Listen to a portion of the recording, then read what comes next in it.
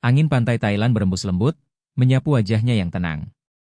Ia berdiri diam di pinggir laut, matanya memandangi ombak yang memecah pelan di pasir putih. Di sampingnya, pemuda itu menggenggam tangannya, seperti takut jika ia akan menghilang.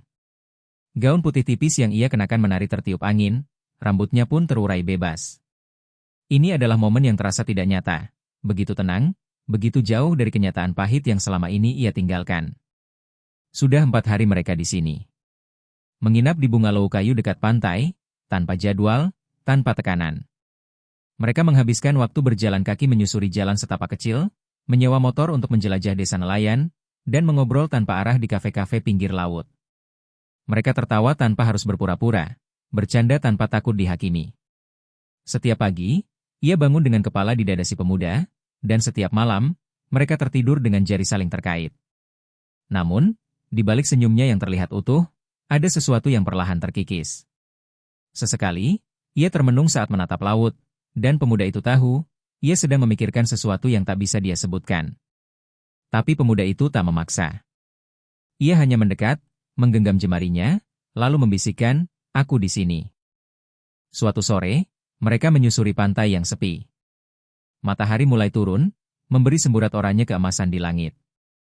Ia duduk di pasir, melepaskan sandal, dan memandangi cakrawala dengan pandangan kosong. Pemuda itu ikut duduk, memperhatikannya dalam diam. Lama mereka hanya diam, sampai akhirnya ia berkata, "Lirih, aku merasa bersalah." Pemuda itu menoleh, bingung. "Kenapa?" Ia menarik napas dalam. "Aku meninggalkan semuanya. Suamiku. Anak-anakku. Aku lari." Kata-kata itu akhirnya keluar. Dan air matanya pun ikut mengalir. "Dulu aku pikir aku kuat. Tapi kenyataan membuatku hancur. Rumah kami dingin. Kami jarang bicara. Dia sibuk, aku sendiri. Anak-anak jadi alasan kami bertahan, bukan cinta." Pemuda itu tak menjawab. Ia hanya menggenggam tangan wanita itu lebih erat. "Apa kamu menyesal?" Ia menoleh, matanya merah. "Tidak karena pergi. Tapi karena aku takut anak-anakku merasa aku meninggalkan mereka." Ia lalu menceritakan semuanya. Bagaimana ia dulu tinggal di rumah tingkat, dengan 2 anak yang ceria dan seorang suami yang perlahan menjadi asing. Ia menceritakan malam-malam sunyi, hari-hari di mana hanya suara piring dan mesin cuci yang mengisi ruang. Ia bahkan menceritakan saat terakhir ia memeluk anak-anaknya sebelum menitipkan mereka ke rumah ibunya. "Kadang aku bertanya, apakah aku egois karena memilih bahagia?" bisiknya. Pemuda itu mendekat, menyentuh pipinya dengan lembut. "Kalau itu egois, maka aku juga egois karena ingin kamu tetap di sisiku." Mereka saling menatap, dalam, tanpa suara. Dan saat itu, untuk sesaat, semua beban terasa sirna. Mereka saling berpelukan, berbaring di pasir, menatap langit malam yang penuh bintang, seperti 2 orang yang hanya ingin mencintai, bukan dihakimi. Hari berikutnya, mereka menyewa perahu kecil dari nelayan lokal dan berlayar ke pulau karang tak berpenghuni. Di sana, mereka berenang bersama, bermain air seperti anak kecil, dan berjemur sambil berpelukan. Pemuda itu memotret wanita itu saat tertawa, matanya terpejam, sinar matahari menyentuh pipinya. Ia berkata itu foto favoritnya. Di atas batu besar di tepi laut, mereka duduk dan mengobrol serius. "Kalau hidup ini seperti liburan ini, aku tidak mau pulang," kata si pemuda. Wanita itu tersenyum, tapi tak menjawab. Di dalam hatinya, ia tahu liburan ini hanya jeda, bukan akhir dari kenyataan. Malam terakhir di Thailand, mereka berciuman lama di balkon bungalow, angin malam berembus lembut.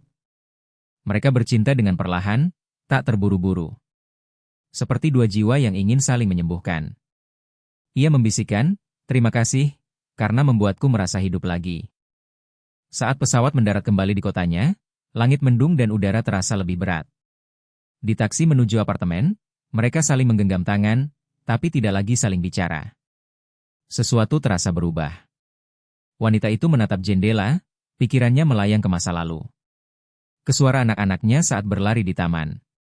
Ke suaminya yang dulu penuh cinta, lalu hilang. Saat mereka masuk ke dalam apartemen, hujan rintik mulai turun. Pemuda itu meletakkan koper dan menghampirinya dari belakang, memeluknya dengan hangat. Tapi pelukannya terasa lebih seperti perpisahan. Kamu baik-baik saja? Tanyanya pelan. Ia mengangguk kecil. Cuma lelah. Pemuda itu mengecup pelipisnya. Aku selalu ada kalau kamu mau bicara. Malam itu, mereka berdiri di balkon, memandangi kota yang perlahan menyala. Lampu apartemen-apartemen lain mulai menyala satu persatu. Lalu lintas padat mulai mengalir. Kota kembali hidup. Tapi di hati mereka, ada yang diam-diam runtuh. Wanita itu tahu, liburannya telah selesai. Yang menantinya bukan hanya rumah kosong, tapi juga masa lalu yang akan segera mengetuk pintu.